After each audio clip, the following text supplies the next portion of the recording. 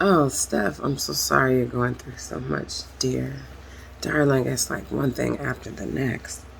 Oh, chill. Like, really, it's fine. I mean, I'm gonna ask you a question. Have you done much study around neuroscience or what some folks are calling biopsychology?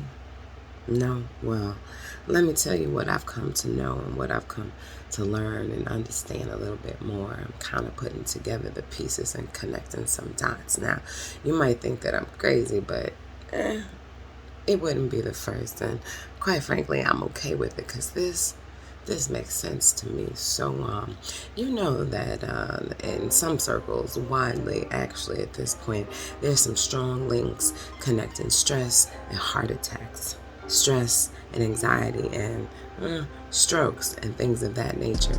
We are making these correlations like high stress, high anxiety, high chance of things going wrong in the body to cause things like heart attacks and strokes, right? So they've taken it much further. So one of the things that folks are also starting to link to things in the body going awry is high stress linked to tumors, especially tumors in the stomach area. Ooh, our intuitive center. I don't know if that's a coincidence exactly. Doesn't seem so to me, but who am I? I'm not a scientist. I'm just an observer putting some things together. You know, the other thing that seems to be linking to high stress and anxiety are things like ulcers. And some folks are saying, yeah, because stress and anxiety oftentimes causes us to eat things that are not so good for the body. But there's mountain evidence that says that even when people are eating things that are really, really good for the body, these things, these tumors, these ulcers, these cancers sometimes pop up out of nowhere.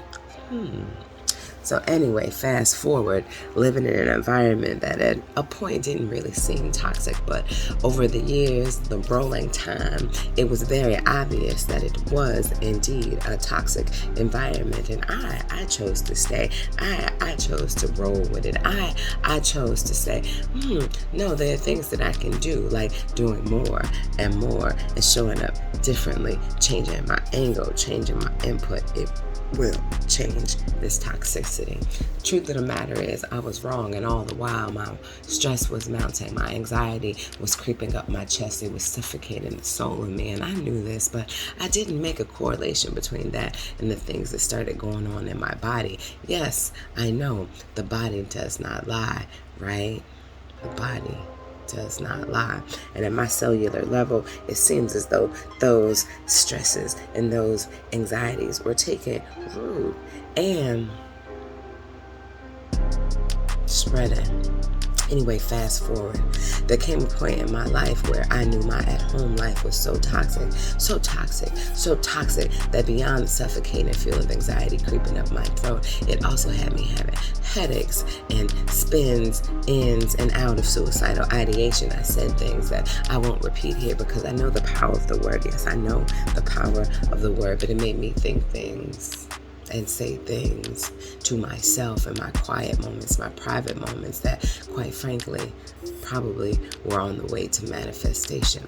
And so how this showed up in my body, you ask? As I sit here with this heating pad on my abdomen,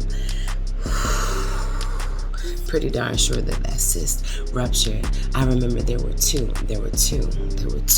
one the size of a grapefruit. And talks about coming to the position of being a mother, I had to go and do a little investigation. I had to see if my body was right, if my body was primed, if I could indeed. And carrying what I found that, yeah, I probably could, but I had two surprises in there. Now, this isn't a thing that women don't get. It's pretty often, right? It's something that you hear about a lot, and folks don't get up in arms about it very much unless, of course, it threatens your life.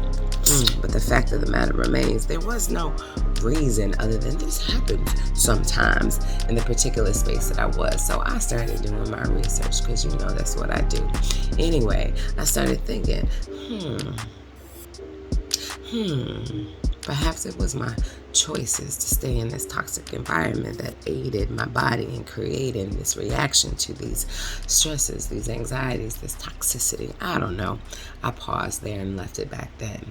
Fast forward another couple of years. Oh, this lump in my breast is gone now, y'all. But oh, this lump in my breast, it got thicker and bigger and harder.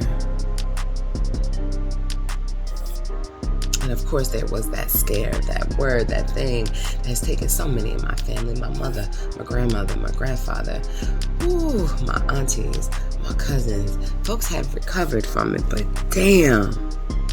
And I think about the intergenerational hold, the traumas that have been holding on to us for generations. And I'm not surprised that these things have shown up in the body when it doesn't always make sense based on the practices and on the foods and on the ways of being. Sometimes, yeah, it does. But oftentimes, no, the correlation is not as strong as this new sort of thing they're talking about, this biopsychology and this neuroscience and how the ways in which we've ingested these emotional beings, unwell beings into our being, and how that starts to crystallize. Anyhow, this lump in my breast they had to take out. It was benign, amen, ashe. And I think that it was only because I was on the road to recovery when it was discovered. I was on my way out of this toxic environment. I was on my way to being done. Now, what's interesting about the whole thing is that these cysts, they talked about they had to be removed, but we were doing it in an order just so. But it's like my body was like, no, we fixing ourselves. We getting ourselves right. She's stepping into the light. She's stepping into the light, y'all. She's taking her peace back. She's pushing this toxic environment out. She's choosing herself, y'all. She's choosing life, y'all. She's saying, I am whole, y'all. And like I said before, the tongue, the words, the manifestation of the words. So I'm sitting there at the altar, and all of a sudden, what was that? I run to the restroom to see what it is, and I'm like, where did all this fluid come from? Where did all this liquid come from? What is this? I didn't pee on myself. What is this? And I remembered. Then the next day, the pain that I felt as it seemed to squeeze and squish and push its way out of me. Oh, not poor Stephanie. Not poor me. Gratitude. I am grateful. I'm healing. My body's reacting. They don't talk about that part yet. They're still making the correlations on how it begun and how it had started. But I am claiming my wholeness, and my body seems to be responding. I have been creating my peace, and it is putting me into a state of homeostasis. The body doesn't lie, so it keeps the score. I think I'm winning. No, I am winning.